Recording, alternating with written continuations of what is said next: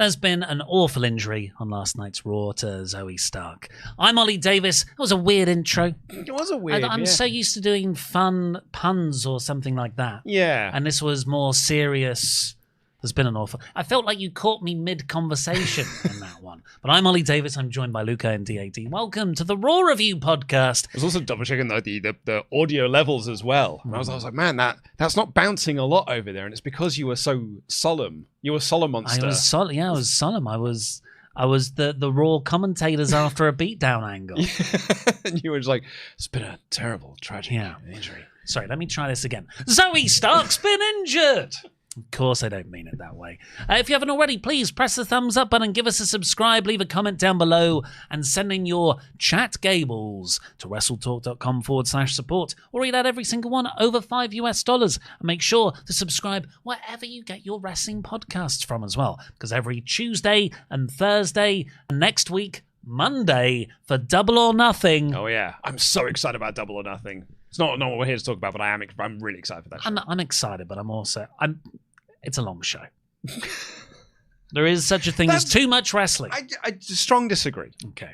Well, not the best story to open today's Raw podcast with. There was a women's Money in the Bank qualifier match. There were two on this show, both three ways, as was the case on SmackDown. And in the second one, Rhea Ripley took on a returning Kairi Sane and Zoey Stark. You could almost argue a returning Zoey Stark. I don't think she's had a match all year. Well, a single, anyway, of anything of substance. She was with Pure Fusion Collective. She's seen Sonya Deville's contract expire. Shayna Baszler was released as the most recent part of Cuts. And here she is.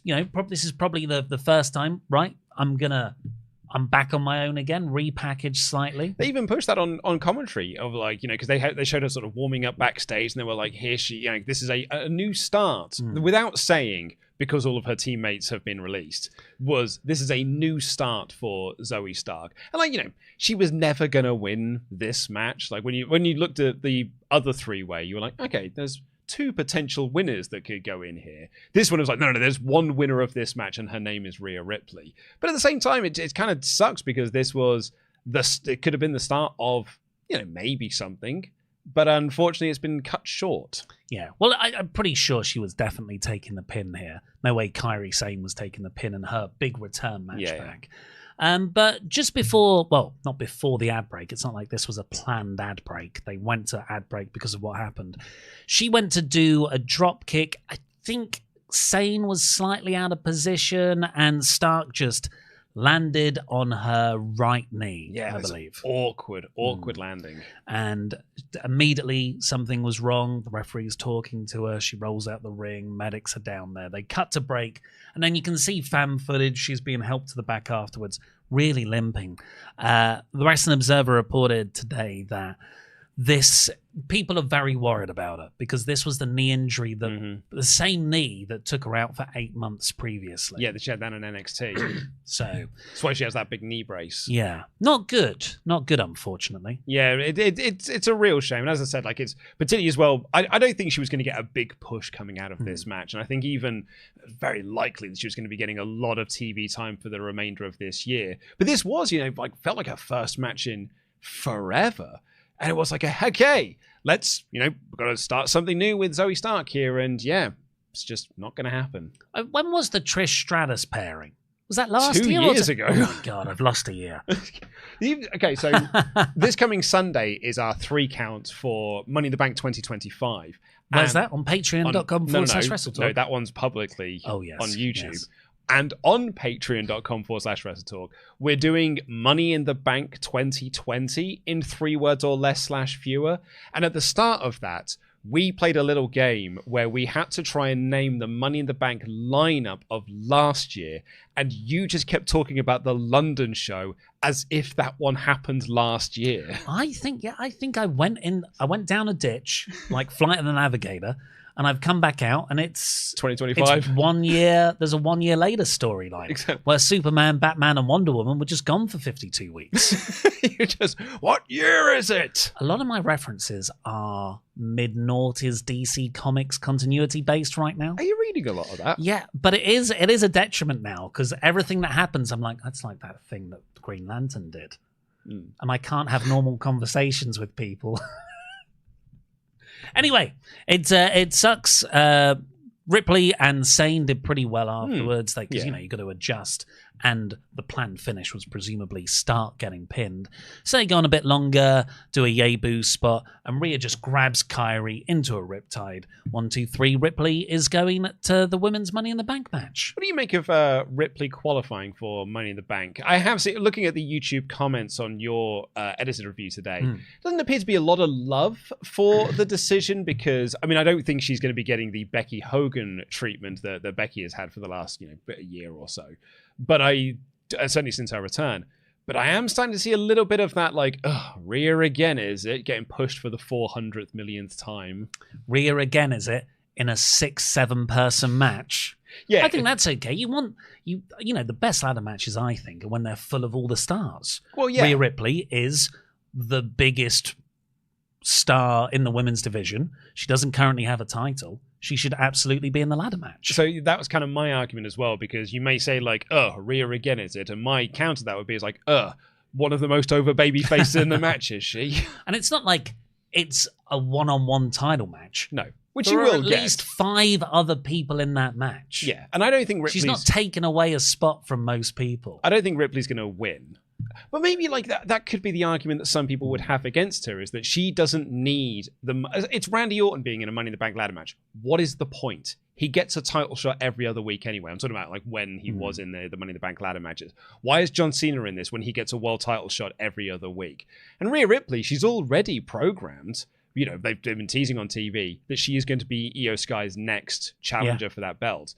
So is there kind of has she taken away a spot from someone? I'd argue, potentially not, because she is one of your top baby faces, one of your top stars. She should be in the Money in the Bank ladder match. But I do get the argument that you could have used this to elevate someone new into this match. Put a Kairi Sane into this match, for example. Someone new.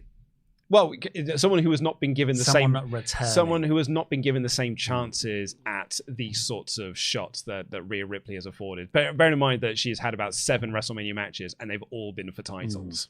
Well, let's see what you'll think on the chat gables. Kevin writes, best wishes to Zoey and happy to see Kyrie back, although her entrance reminded me of Mr. Burns throwing coins to people instead of dollar bills. Really? Well, I can't remember the entrance. No, I can't remember her entrance either. Good show with an amazing crowd. Greenville, South Carolina. What a great audience. Such a fun, it was a good episode of Raw, elevated by a really good crowd. I was that tag match was really good. We'll talk about it.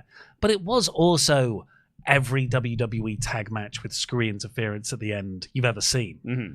It felt like a pay-per-view.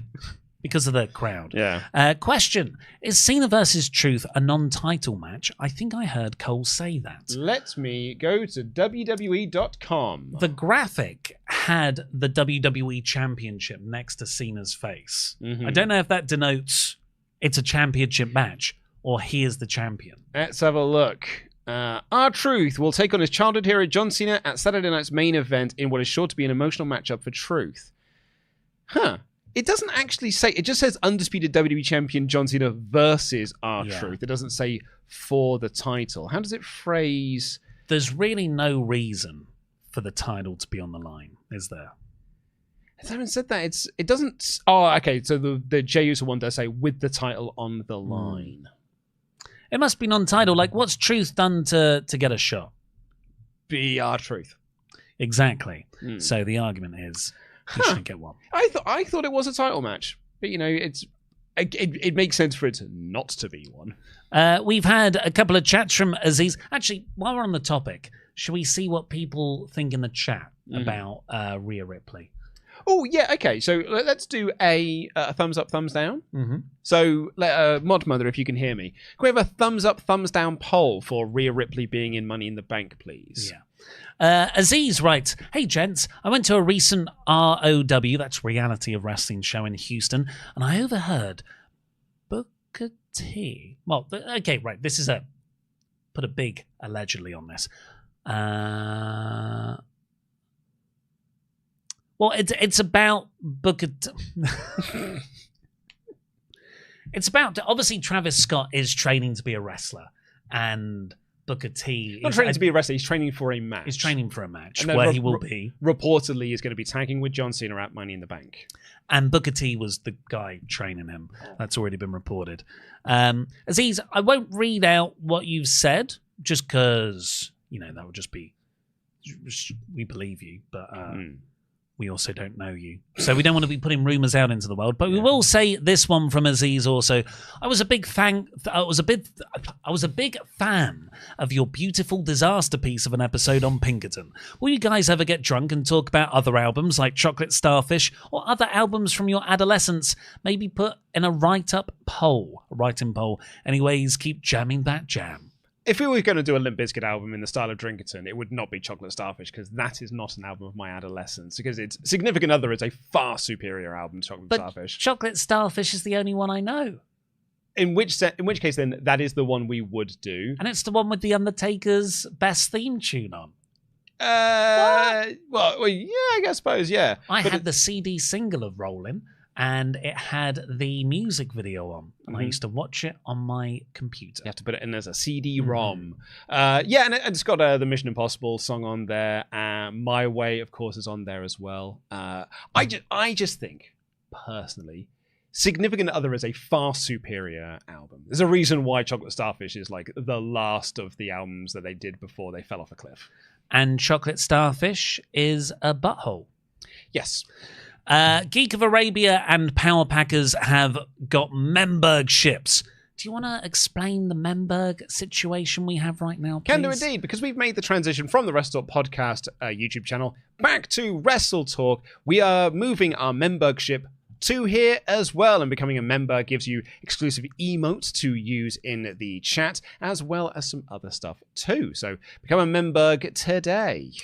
Right, well, keep getting in your chats to WrestleTalk.com/support. We'll read out every single one. Over $5 before the end of the show. Let's get in with the main card, which was opening with your boy Logan Paul, because he's got a match at Saturday night's main event. Like everyone's saying $3 bill. That's the hipster's choice. Is that a Limp Bizkit album? It's their first album, which is why everyone's going to... That's the best one. I mean, it has got Faith on it and Pollution and Counterfeit, which are like three of the best songs they've ever done. But I do think it is the hipster choice to say the $3 bill is the best album. And Significant Other is the... legit. It's banger after banger on that album. It is the most... It's not the most mainstream, because Chocolate Starfish is the most mainstream, but it is a very good album.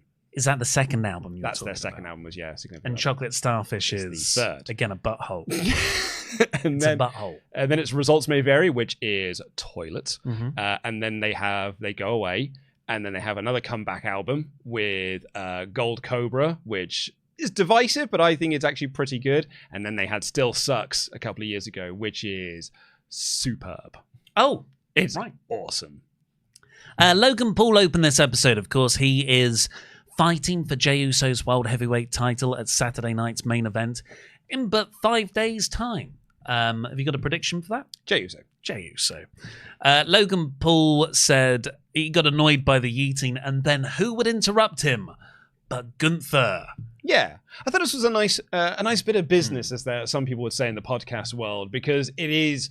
I think most people are assuming it's going to be Jey Uso winning at Saturday night's main event, which will lead to Jey Uso versus Gunther on that June 9th episode of Monday Night Raw. And I did see last week there was some criticism online about that segment, because the idea being was like, why bother watching the Saturday night's main event thing? It's clearly Jey versus Gunther for the Raw episode. Why promote a match that you're doing after the match you're trying to also promote at the same time? So doing this segment here was to be like, but it could also be this match. It could be Logan Paul versus Gunther for the world title. So I think it was a very smart thing to do. And you're like, well, it's Gunther. He's a heel. How do you possibly do that? Well, Gunther is also quite a unique heel in that he has a moral code. And that means when there's someone who's worse than him, he does kind of appear, not like a babyface, but he has principles. Mm-hmm. And those principles make him feel more honorable and thus a face in the dynamic to whoever the heel is. And Logan Paul, he's a twat. He's a dickhead. Yeah. And that's essentially what Gunther said. For you, this is just business. For me, this is personal. I thought he was going to say, for you, this is business. for me, this is my craft, which I would have preferred rather than the business personal line. But then I'll eat you alive if you're the... Which is a Limp Bizkit song. Is it really? Yeah. It's a good one as well. If he's the champion by June 9th. Yeah. And then Jey Uso appeared after Gunther left and super kicked Logan for the final image of this segment. Yeah, it was a very functional segment, but a good one nonetheless. It's slightly undermined by Pat McAfee sat at ringside, who was just decided he's not going to sell anything from that Gunther match, apart from got the bruise, bro. It's like, that doesn't sell it to me, mate. He does nothing but sell. When Gunther's in the ring, it cuts to him and he's like, I've been in there in the ring with him. And let me tell you, got a bruise on my collarbone. And you're like, wow, you were in there last year with him? No, it was 2 weeks ago. 2 weeks ago. Not even 2 weeks ago. Yeah. You should be dead. You literally danced your way to the commentary desk last week after some people had made their entrances for a match. We get a clip of what happened last week where Roxanne Perez and Julia broke up after their loss to Io Sky and Rhea Ripley. Julia's been drafted to SmackDown. Roxanne Perez is drafted to Raw. Right, moving on. Okay. I don't know, man. I just thought she was already on the Raw roster because she's been around an awful long time. She's been around for ages, but she's not really been on TV, I guess, and she was never officially drafted. But yeah, I was when they were like, and now you're on the Raw roster. There was a part where it was like, weren't you already? So, refresh my memory. Was she ever billed as NXT's Roxanne Perez? Yeah, probably. I feel like she was just here's Roxanne Perez. She's making a name for herself. She certainly was. They were calling them the NXT startups last week. So, and internal rosters, she has always been on the NXT thing reportedly. I guess it's just from a viewer's perspective. I just thought she was on the Raw brand. So I really, this little short-lived, we're an act, we're going to prove to everyone why we should be here, and then they get beaten, they immediately split up. And so the first bit of adversity, okay, we're done, we're going our other ways. I'm actually going to a completely different brand. Julia. They made a name for themselves. What do you think has happened? Because Julia dropped the belt to Stephanie Vaquer, and then came back way earlier than anyone thought, because there was speculation that she was injured or that there was visa issues. So she comes back, and then she gets called up to the main roster. Yeah. Why did she ever go back to NXT in that 4-week period? Yeah, to do the Mania show. There it is. I've got nothing else for you, but I do think it's a great addition for SmackDown. Oh, yeah. And I think she will be in Money in the Bank, and I've got her down to be my winner. There are reports that there'll be a draft at the end of this month, which is next week. Yeah, but if Julia gets drafted to Raw... But just save it for then. Yeah, I guess what you're saying. It's I'm not saying the draft happens this Friday, but just delay her qualifier match to the draft. Who's going to come out next? Oh, it's SmackDown's newest signee, Julia. I'm pretty sure this had actually happened with Bron Breakker, is that he got called up pre-draft to SmackDown and then about a month later got drafted to Raw. Yeah, while Baron Corbin just sat out his contract and had nothing to do. Jey Uso's walking backstage after that opening segment, and Paul Heyman is there to run him through the facts, which is whoever the World Heavyweight Champion is right now, you, Logan Paul, Gunther, the long-term plan is Seth Rollins. I love them using that term, the long-term plan. Yeah.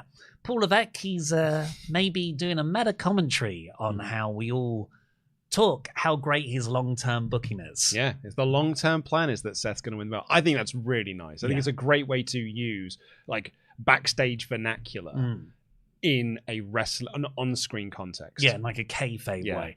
Penta and AJ Styles then teamed together in matching red gear against Finn Balor and JD McDonough.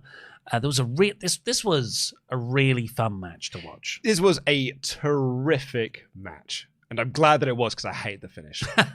You know what? Salty Ollie's going to come out. Because I wrote in my notes, I was like, this is such a good match. This is terrific. And I was like, wait a sec. This is the same. This is the same tag match I always see. Well, not only is it the same match or the same lineup of lads that we've had for the last 3 weeks, it's got the same bloody finish that we've had for the last 3 weeks as well. Like, I don't want to cause tribalism, but a terrific match is the tag match that opened last week's AEW Dynamite. Yeah. Shh. Oh, you want your AEW stuff back? Well, it's here. And it's going to cause a big old controversy. That was a terrific... I thought, well, if I use terrific match for that, I can't say this is a terrific match. So I downgraded it to very good. I do think this was a terrific match with a terrifically... Well, I can't say it's a terrifically bad finish, but it is a predictable finish and a very overused finish. Before that, though, there was a really good character-based spot where JD McDonough went to splash Finn in a figure 4, I think he was in. So he didn't go to splash Finn. He went to splash AJ off the top rope. AJ moves, and he hits Finn, which is very similar to how Dom won the IC title when he pinned Finn Balor. Yeah. That's pretty nice. And from that moment on, the crowd, who were already very good, were just going ballistic for this match. And they got a lot of time.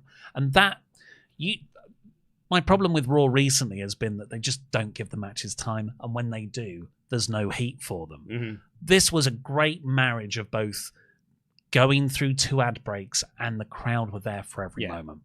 But I don't want to be like the negative Nancy in the room. There was...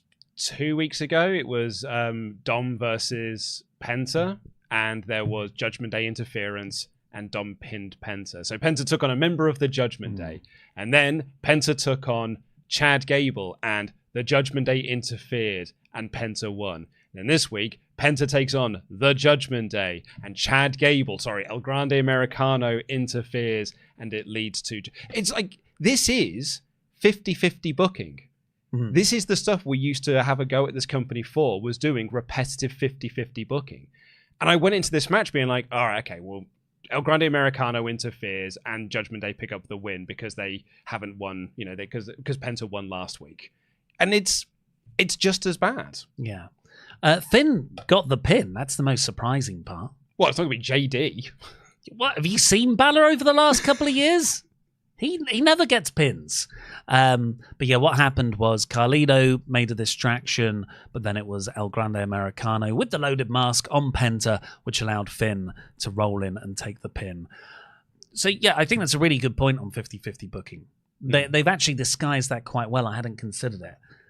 The thing I was sort of left as a bit of a sour aftertaste after what was a very enjoyable match was when Penta debuted. He was going up and up and up and up, I felt, for those first 6 weeks. It was like, oh, God, are we building a streak here?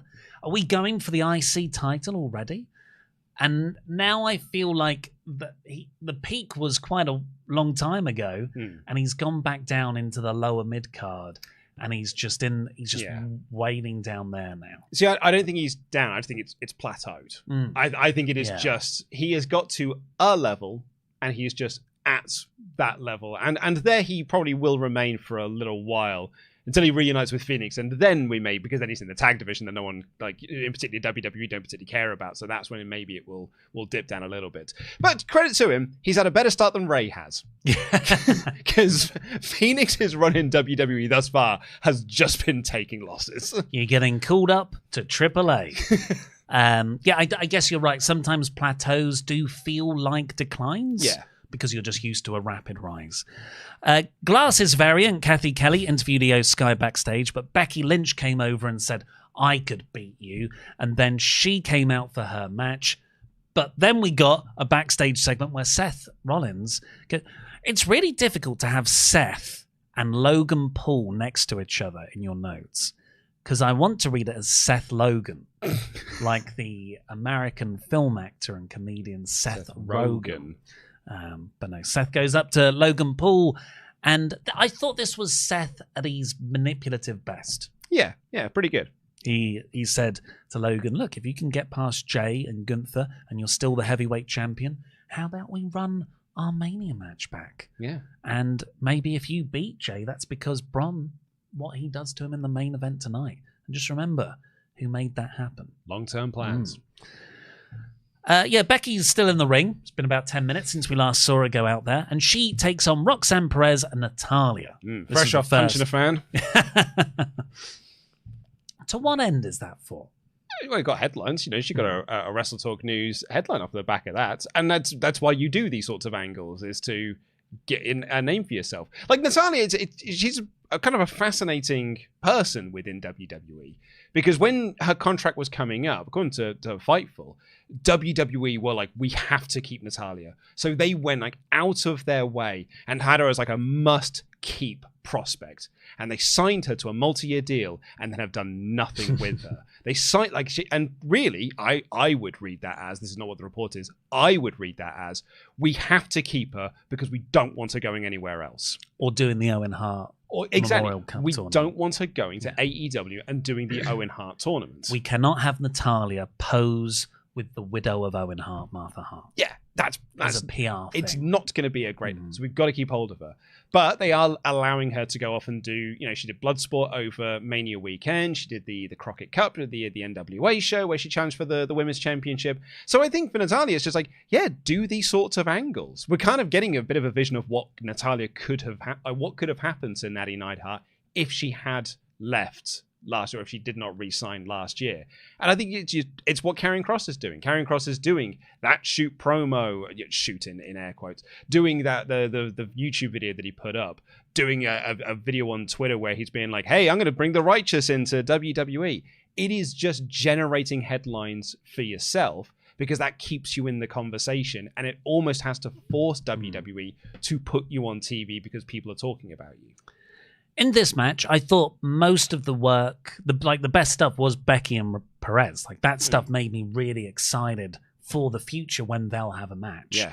But then Natalya, she's still got a sharpshooter string to her bow because she teases it. She doesn't get it in. She teases it again. The crowd aren't really reacting, even though they've been really hot all night. But my God, when she goes for the double sharpshooter, pandemonium. Yeah.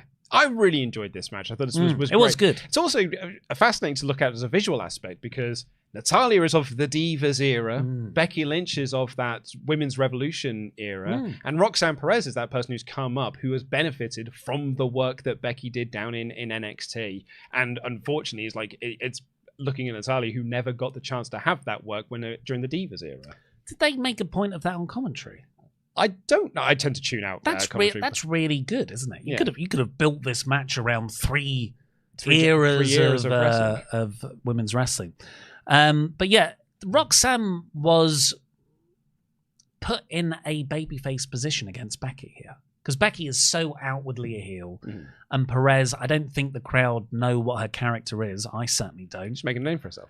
That's her character. No, but that ended last week, and now she's happy. Oh, I'm so happy I'm signed Adam Pearce. She's got a t-shirt that says, name made. Yeah. So yeah, now she's a face? I didn't get babyface vibes from her in this match, if I'm being honest. Well, she didn't do anything overtly, like, rah, rah, come on, cheer for me. But she didn't do any cheating. No, she didn't go, she wasn't that out as a heel. I guess in a match where Becky is the outward heel and Natalya is the outward babyface, then maybe she was just that one in the middle. They go back and forth. It was really good stuff. And Becky hits a manhandle slam, got it right this week, on Natty. And I was like, well, that's it. Or Perez is going to make the save. I didn't see Lyra Valkyria coming. No. She pulls Becky out of this pin. Huge pop, really good spot. And then I quite liked the way Becky reacted, which was to just scuffle and then try and run back in and win the match. Yeah. And Lyra's like, no, that's not. Come back. And she pulled her out again, and they brought up the ramp. Yeah, no DQ, so it completely makes sense. I thought this was really effective, and actually I think it shows just what good work Becky has done in the feuds that they had leading up to Backlash, and the match itself. The feud the feud in that build, no good. That match has made it all work, I think. I mean, maybe I'm looking back on it with generous hindsight, but certainly the match at Backlash, I think, has made Lyra feel much bigger and a more important figure on TV than she had done when she was just with the belt and just having matches with Ivy Nile. So yeah, I thought this was really, really great and a testament to work that Becky and WWE's creative have done to kind of get her into this position.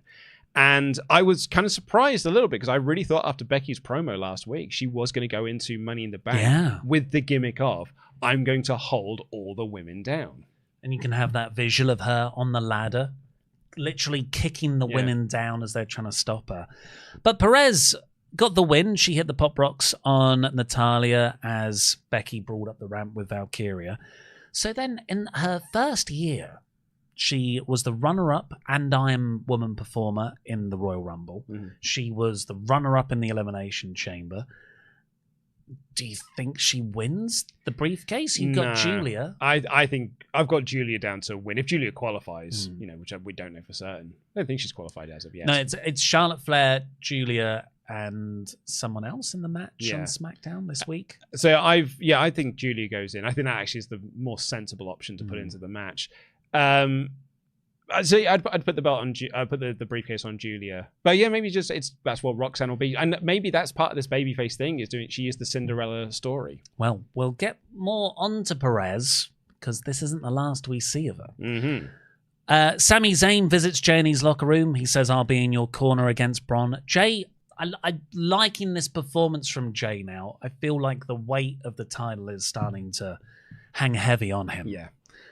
We got a recap of 2012 Raw where heel Michael Cole got stripped by John Cena with barbecue sauce poured all over him. Yeah, this was actually part of the worst year of Cena's life after he lost at WrestleMania. Is this that? Yeah, because doesn't he have he wins a handicap match against Cole and Otunga? Yep. It's the we went through the percentile win that John Cena had in his worst year of his professional career, and he won like 90% of his matches, including Money in the Bank and the Royal Rumble. Yeah, exactly. The worst year of his life. Adam Pearce booked Akira Tozawa against Rusev next week. Good job getting this over. Like, are you sure you want to do this? And Tozawa's like, I want it. So I'm looking forward to that next week. Yeah. Hold on. Akira Tozawa's in a backstage segment. Who's that? Oh, it's Chad Gable, of course. It's like a magnet. if he's in a backstage segment and there's a camera near him, this little drawer, and it was Chad Gable trying to eat Kira. He's like, oh, I'm being dragged. Chad wanted a Money in the Bank qualifying match because he doesn't have one yet. And then the New Day walk in because they say, well, it's them versus the Creeds next week for the Raw tag team titles. And the War Raiders. Yeah, in a triple threat. So they're trying to form some alliance. Yeah. Sheamus then took on Grayson Waller. And I got all cynical at the start of this. I was like, oh my God. Sheamus facing Grayson Waller the week after facing Austin Theory. They really got me into this match. There's a spot coming out of the ad back into from the ad break where Grayson Waller just punches Sheamus in the corner. Sheamus does not move. His nothing, not a hair on his chin moves. And he looks at him and goes, come on. Yes! I could not agree with you more. Because when Sheamus came out and you go, and I was like, oh man, I'm not into watching him versus Grayson Waller. This was a hell of a lot of fun. I guess it's the magic of Sheamus, I guess. On commentary before this match, Michael Cole says, and Sheamus has promised us another banger. You can't promise the bangers. But goddamn, did he bang? Yeah, he did. He banged Grayson Waller something fierce here. Sheamus banged Waller so down under. The crowd started to chant for Austin Theory. That's how hard Sheamus banged. I thought they were in Europe for a second. Yeah. Because that is a very European crowd to do, is to chant for the guy that stood at ringside. We accidentally got Big Cass over in AEW. So yeah, the crowd are chanting for Austin Theory. Austin Theory, for the first time in feels like forever, felt like a relevant star and that this is a storyline that's working. I don't think there has ever been a chant for Austin Theory. Never in the history of WWE, and they have tried. Maybe go away, Austin Theory. We don't want you in this position, Austin Theory. Why do you keep getting pushed, Austin? Why do you keep getting pushed? It's like the Max Caster chant. But I think, Paul Levesque, you have been given a gift here. Pay off this story next week. Come on, let's pull this trigger. No one has been into this. It's been like 15 months. All of a sudden, this crowd decided they are into it. If you pull the trigger next week, you can pretend it was all a success. But that's always going to rely on next week's crowd being into this, and there's every chance that they are not. But it leads to a very fun finish, though, because the story of last week's one was that Grayson Waller didn't want the match with Sheamus, so he gave it to Theory. And then he was going like, oh, look, Austin Theory's not doing so good in this match, and he's not helping. So Austin Theory was kind of punishing him in this match a little bit by not letting him leave. Grayson Waller tries to leave during the match, and Austin Theory stands in his way. And it was very smartly set up, because Grayson Waller tried to do the beats of the Bowery, and then Sheamus reversed it, but he slipped out of that and was like, well, I'm not going into this. And then Theory blocks him from leaving, and in the process of doing that, Sheamus drags him up to do the 10 beats of the Bowery. So it was a really good, because the crowd wanted to see that spot. And Theory didn't stop him. He was like, no, you can get in there, beat him. But he had the facials of, I want you to get your ass kicked. I thought, Theory's facials at ringside were perfect. They were spot on. Yeah. Babyface Austin Theory. Woohoo! So, is there anything Sheamus can't do? Yes. Win the Intercontinental title. After that, we got some sports. There's a thing called the NBA in America. I think people have heard about it. And Touchdown. Tyrese Halliburton. He's going to be in 2K25. And he is going to wrestle a basketball match in the Mets Stadium. Yep. I'm glad you took notes, because I saw this like a Jey Uso entrance, and I was just pressing that little right arrow there so I can skip forward a little bit. So yesterday when I was going home, left the office, got the tube across to the station. All my trains were cancelled. Oh, no. Because there were trespassers on the line. It was going to be a police incident. And it was just like, delayed, cancelled. And I was like, so I called my wife and I was like, I don't think they're going to solve this until like 9:30. That's what they were saying. And so my wife said, well, text your brother and just see if you can stay at his instead. And I was like, well, I haven't got like a change of clothes. I haven't got a toothbrush. And he was like, your brother's basically the same height and size as you. You can probably borrow. So I'm actually wearing my brother's shirt. Oh, you actually stayed there last night? So I stayed there last night. You didn't tell me this. Did you save it for the podcast? I saved it for the podcast. And it's only just come to me now, because it actually ties in quite nicely. Because I texted my brother and I was like, is it all right if I stay at yours tonight? He was like, yeah. I'm not in at the moment, though. Come meet me at this pub near Liverpool Street. I'm playing a Blood Bowl game. Because he's part of a league. So I went and I watched my brother play a Blood Bowl league game. And it was way more exciting than this NBA chat here, which got so much screen time. Yeah, it was a Zoom call. Michael Cole and Pat McAfee interviewed Tyrese Halliburton. This had like hype packages for it, because they were like, hey, this guy's been on. We predicted that he was going to have a showdown with Doodle-Doo from the New York something or others, and now they're going to do a touchdown. And then they had the Zoom call with him. I'm sure. All respect for you if you enjoy baseball. We don't know what's happening. Kathy Kelly is interviewing Gunther backstage, but before he can answer, Seth Rollins walks in, and Kathy Kelly did this. She just goes whoop and steps sideways out of shot. Yeah, her home planet needed her. It's awkward staging. But Seth starts his manipulative gimmick, and he's like, oh, whatever. I can't remember what he said. And Gunther said, look, you're not the long-term plan around here. I am. And Seth says, all right, I'll drop my respectful act. And he's like who he really is inside. And he says, if you become champion, you're going to make yourself a target. And Gunther said, I can't wait. Second badass Gunther spot of the night. We can rebuild him. And we need to. But yeah, I quite enjoyed this. I also like that Gunther and Seth have got the same gimmick in a way, which is calling it my world title. So it's a battle of whose world title is it really? that was it. That Seth congratulated Gunther on everything he did with his world title. Yeah. Which was good. Not accurate, but good. Then we got the Ripley Sane Stark match where Zoey Stark got injured. We got a Rusev video package on Tozawa. Tozawa's going to get snapped in two, I think. Mm-hmm. Then came a good Judgment Day segment. Come on, man.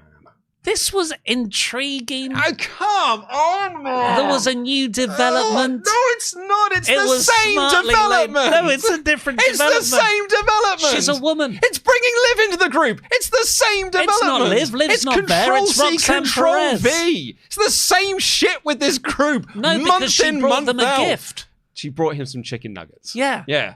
And that's it. That's your development right there. Liv brought them a PlayStation. They're different things. Yeah.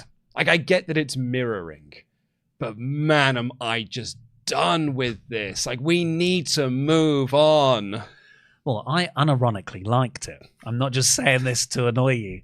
Judgment Day is celebrating because, oh my God, Finn Balor just won a match. And Finn Balor's like, oh, by the way, everyone, I've got a new member. It's Roxanne Perez. And if you've been paying attention to the stuff that happens in the back of shots recently, Perez and Finn have been seen talking to each other over the last month or so. And I just thought, character-wise, this is really ingenious of Finn, because he was always saying, no, we don't need another member when JD McDonough was out injured. Mm-hmm.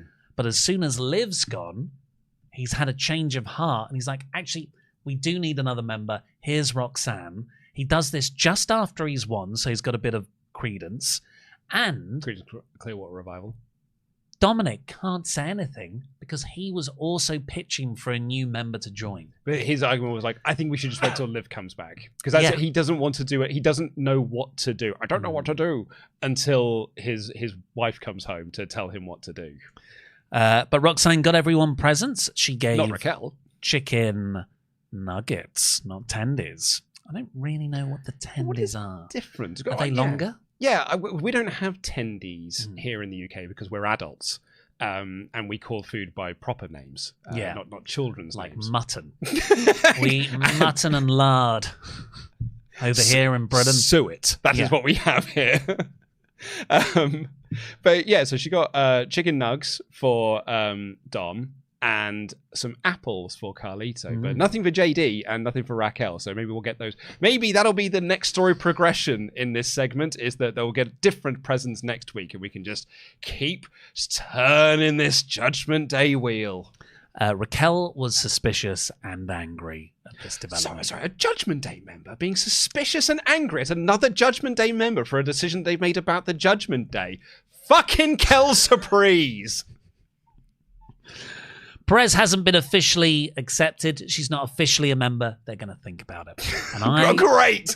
Extend it out. That's just what it needs. And I am on the edge of my seat. I think Bron Breakker had made his entrance about half an hour ago by this point for the main event. When they said it's coming up next, I was like, there's 31 minutes left of this show. By the time they had done the entrances and plugs for next week, there were 19 minutes left. That's an entire WrestleTalk news episode in the gap between. I got excited because I thought Bron's going to have a half-hour main event segment. This is great, because usually he has like 10, 15-minute matches. But yep, you're right. Jey yeeted. He got a kid in the crowd again. I guess that's part of the yeeting now. And this was a rematch of their IC title feud from last year. So it's only been like 7-8 months since they last encountered each other. And I thought they showed that pretty neatly at the start. Me too. When they have a little interaction and Jey gets the better of Bron, and Bron's like, you powerful now. Yeah. And yeah, Jey has progressed. It was a nice way to show sort of character growth. I completely agree, and I very much enjoyed this match. I thought the work between the two was very, very good, but there was a little bit at arm's length because, as you and I said on last week's show, this had DQ written all over it because Jay's not going to take a loss 5 days before his world title match with Logan Paul, and Bron Breakker's not going to take a loss now that he's in this new character. So this really was just, this was a formality to get to the post-match angle. Yeah, it is a bit fatiguing when it all happens like that. It's like, you know, I'm really grateful that Jay's now getting presented alongside all these other main eventers, and it's the main event story and matches on Raw. But then if he doesn't win anything, it Again, it's like this. Yeah. It's this stealthy way of fooling us. Because he has had, 2 matches since he's won the world title and has not won either of them because he had the match with Seth. Via DQ. Okay. He's not pinned anyone then. Is that right? Has he not pinned anyone since he's won the belt? So what happens here is Heyman grabbed Jey's foot. Jey kicks out and then he starts squaring up to Paul. Seth Rollins attacks him from behind and they start beating down Jey. They start beating down Jey Uso. At this point, the match is called off. And then Sami Zayn comes down, gets this enormous pop. And then CM Punk comes down, gets an even bigger pop, and the whole crowd sing the first 3 or 4 lines of Cult of Personality. It felt so hot. Yeah, I was getting it felt like a European crowd. This was a crowd that were like rabid to see these 4 guys brawl. It was kind of awesome. Yeah. If it wasn't for that crowd, I'd have been pretty miffed with this uninspiring schmoz finish. But the crowd... They saved it. That was so good. Yeah. Shout out to that crowd. Can confirm, by the way, he has had 2 matches since WrestleMania and has actually only won one of them because Seth Rollins won via DQ, and then Jey won via DQ here. Oh, I see. So no clean anythings. No clean anythings. But he will get a clean win this coming weekend when he pins Logan Paul. He's not even done house shows. Huh. Well, who does anymore? And then when they're all brawling, they brawl through the crowd. It's pretty hot. Jey's in the ring. He's picking up his title. Boom. Logan Paul punch knocks him out. Yeah, 4 weeks in a row, I think they've been saying that. It's like it's the 4th week in a row that he's knocked him out, which is a nice little bit of story. It's a good build for what is, a quite enticing looking Saturday night's main event compared to the previous one. It's got the Punk... Seth Rollins tag match. You've got Cena Truth. You've got the cage match with Priest and McIntyre. Yeah, and then I genuinely 4 matches, very, very good. I'm actually quite excited for this Saturday night's main events. Yeah, we'll do our predictions on the Thursday WrestleTalk podcast, so make sure you're subscribed wherever you get your podcasts for that. I gave this 80%. I thought it was a really decent episode. Great crowd, really good in-ring matches, and some good angles. Yeah, I think the crowd very much helped this show. Because there are some finishes that I am fatigued by. Judgment Day obviously that has a template. The main event was clearly going to be a DQ finish, but the 2 Men in the Bank qualifiers I thought were really, really good. Particularly like that first one I thought was great. The second one because they recovered what had happened from the terrible injury, and Sheamus versus Grayson Waller was surprisingly really fun. Let's say a big thank you to our wonderful pledge hammers on Patreon. Without you guys, we couldn't do this.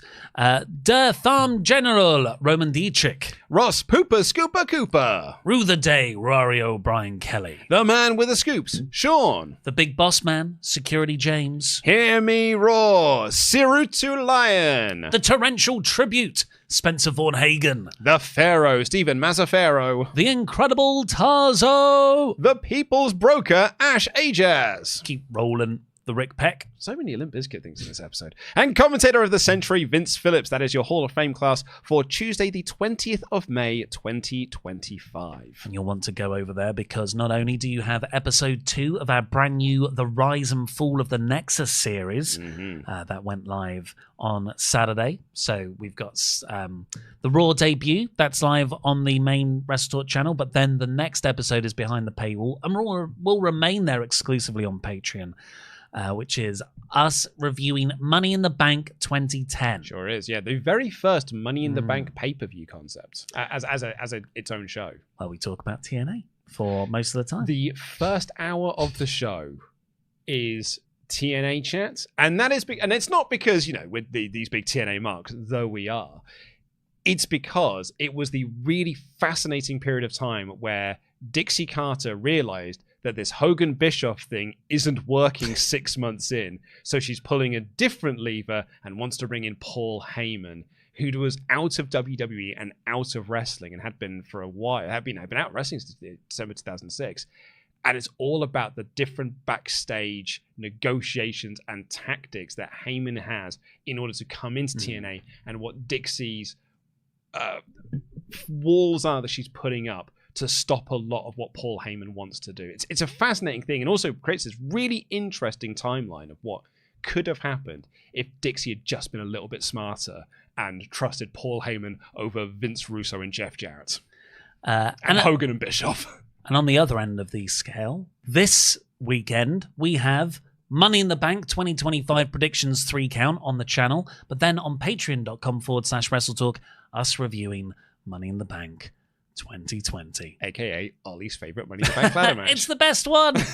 It's the most fun. It's the squeakiest one. It's the least like a wrestling match and the most like a movie. Ergo the best. And also make sure you subscribe to WrestleTalk here on YouTube because we have debuting this weekend Brain Busters, hosted by SoCal Val, where it's a wrestling trivia game show. Yeah, what a great title that is. It is a good title. Yeah. Brain Busters, because it's the name of a wrestling move and a very famous wrestling tag team. Yeah. Right, last call for all of your chat gables. Get them in. We'll read out every single one over $5. Homer Star writes, I love Rhea, but she doesn't need to be in Money in the Bank. They're already setting up her versus Io, so why does she need to be in the match? I think I'm just fed up of the Kyrie disrespect. A spot in Money in the Bank would have helped her a lot. Hashtag justice for Kyrie. We have the results of that poll, by the way. 62% thumbs up for Rhea Ripley going in. So, it's over half. I disagree, Homer Star. I think she's she should be in the match. Yeah. It would be weird if she wasn't in there or doing anything else. I think the only reason to not have her in that match is if you're doing Rio versus Io for the title at the show. The username has been lost here, so please do tell the mods. Streamlabs does occasionally have a bug. Rusev with another great promo, but no one is talking about his uncanny ability to film, edit, and splice together footage within 30 minutes of Pierce signing off on the match. Come to think of it, no one has seen Adam Whitney and Rusev in the same room together. That's our editor, Adam Whitney. What? Oh my God. Do you think that's what's going on here? I mean, they look wildly different. Very different, I would say. But similar skills of editing quickness. Yeah, I guess so. He is very quick at turning things around, is old Adam Whitney. Very talented, that boy. Heiko writes, how many wrestlers didn't get entrances? So many folks feeling unimportant. So weird to me. Will no hard end on Netflix. What? So weird to me. Will no hard end on Netflix. I mean, I've had a few hard ends in my time, but I'm not sure what that means. What could that be a typo for? Will no hard end. Oh, I wonder if they're saying there is no hard end on Netflix, as in like they don't have a hard out. Oh, so just play all of the entrances. You can play the entrances. I know what you mean, but it's not bugging me a great deal. I didn't need to see Zoey Stark's entrance and hear those Death Rebel themes. Aziz writes, who was the person who wrote in earlier about the Travis Scott thing. Totally understand why you didn't talk about my reality of wrestling comment. Don't hold it against you. Thank you very much. Thanks for being understanding. But I have another question regarding celebs and TKO. At the rate we are going, do you think that WWE will sell out and only have celebs headline a WrestleMania for the sake of money? They wouldn't headline WrestleMania, but I could imagine them doing a celebrity versus celebrity match. But I kind of do push back on this idea because it's not like the first WrestleMania wasn't built around celebrity interactions. The first AEW show, All In, if we count that as one, had Stephen Amell doing a match. Yeah. Like it's the first AEW Dynamite had Jay and Silent Bob at ringside. Rosario Dawson was a member of the Nightmare Factory. Yeah, look, celebs are a big part of the fun freak show of wrestling promotion, I believe, and I wouldn't want to cut them out. And I think WrestleMania is absolutely the time to do bonkers celebrity matches. It wouldn't feel like a WrestleMania without one now, I feel. Yeah, I guess so. I mean, at the expense of doing Punk and Cena at Money in the Bank and having Cena and Travis Scott do a tag match, that I'm less on board with. Having said that, like, I totally get why you do it. Like, it just makes business sense to have Tyrese, what's-his-face, appear on the show and do a Skype call about an upcoming game of something. Makes sense. Brett J. Rasmussen. I know this is a WWE Raw review, but I wanted your live opinions on something AEW. What do you guys think, especially Luke, of AEW Dynamite's new theme of You Wanted War by Sum 41? Also, just some quick opinions on AEW overall currently. Oh, you can check out the last Thursday's WrestleTalk podcast where we talked about AEW and thoughts on the product as of late. And actually, we go into a bit of discussion about why we think the product has really turned around in 2025. And it's become like a really, really good weekly show. I very much enjoyed Dynamite and Collision. As for the theme itself, I'm not a Sum 41 guy. Like, I like In Too Deep. And the other single that they had, Fat Lip. That's it, Fat Lip. Thank you. But I can't say that I, listened to that album a lot. But I was there in the summer of 2001, so I did see those music videos a lot on the music channels. That one where they're in a pool. That's In Too Deep. Yeah, great music videos. Very good music videos. I'll give it a stronger listen next time. There's something about wrestling themes for shows that just wash over me now. Yeah. I've got a bit of tin ear when it comes to the opening themes of entrances, unless it's Elton John. In which case I sit bolt upright and go, yes! I will say as well, going by AEW themes, it'll be changed within 2 weeks. Mm-hmm. Yeah, it was I'm so excited not that long ago. Well, keeping in the musical theme to close us off, we have Mayor of Painesville, Dan. Hello, Luke. Hello, Ollie. Hope you're doing well. The crowd was hot. Almost as hot as the Eurovision crowd. Speaking of Eurovision, what are your thoughts? Haven't seen it, haven't heard any of the songs. Give me 3 to listen to, and I will try and do it before Thursday's WrestleTalk podcast. Well, Austria's pretty good. They won. Estonia's is very funny. You should watch the video with that because it's a song about macchiatos and coffee and espresso, Italian culture in general. But he does a fun arm wiggly dance. People like Sweden. They were the favourite going in, but they didn't win. That's a song all about saunas. I personally thought it was overrated, Dan. And Marina was saying about that song on Wrestlers Entertainment. She liked it. Yeah. But then I thought our song was pretty good. Yeah. Remember Monday? What I don't know, the hell just happened? So I will listen then for Thursday's WrestleTalk podcast. I will listen to, do you say Austria? No, you should probably listen to the weird ones now we're talking about it. Well, surely I should listen to the winner, right? So Austria winner. Estonia. Estonia is the song about coffee. Sweden's the song about saunas. Yeah. And then I think it's called Ich Komme. Ich Komme? Well, it'd be, if it's German, it'd be Ich Komme. Ich Komme. And she rides a giant microphone like it's a penis. Oh, Eurovision. Oh, I think that's Finland. But yes. Yeah, thank you very much. Getting your Eurovision thoughts for the Thursday podcast. Yeah, leave a comment down below with your thoughts on Eurovision, and maybe we'll read some of them out on Thursday's show. Oh, and we can have a very rice time. As everyone did have a very rice time in the comments on Thursday's show. Yeah. What are the results of the poll? I'm just getting that right now. 58% thumbs up, 34% in the middle. Yeah, bit of a just normal show, really. Yeah, but very competent at forwarding certain things and some good in-ring matches. But for now, I've been Ollie Davis. This has been Nuka and DAD. Jam that jam. Jam that See you jam. on Thursday. See you Thursday.